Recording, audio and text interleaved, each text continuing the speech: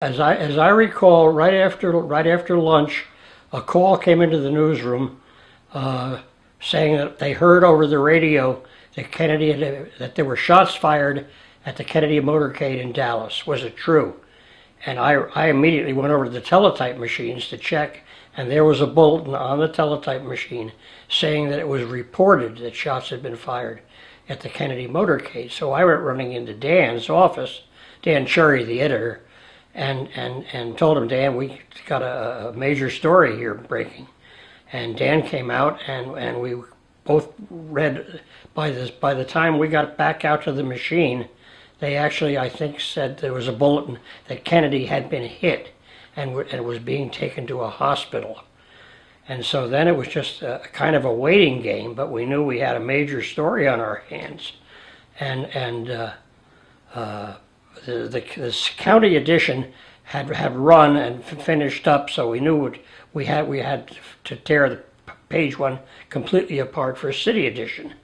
And so we were just kind of bulletin after bulletin kept coming in on what was happening.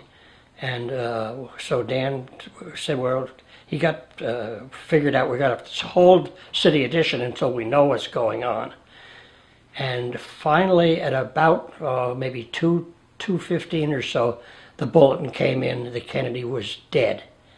It was officially announced. So then we knew we had the story, and we put the city edition out with President Slain, and that came out at about 3.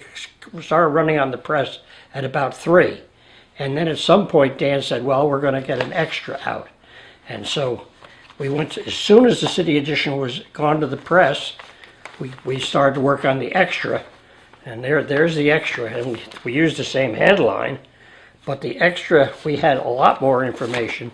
We had the picture of Johnson being sworn in down here.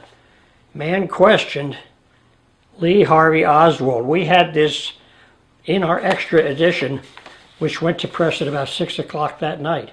We really covered the story very quickly, and it was a hell of a day.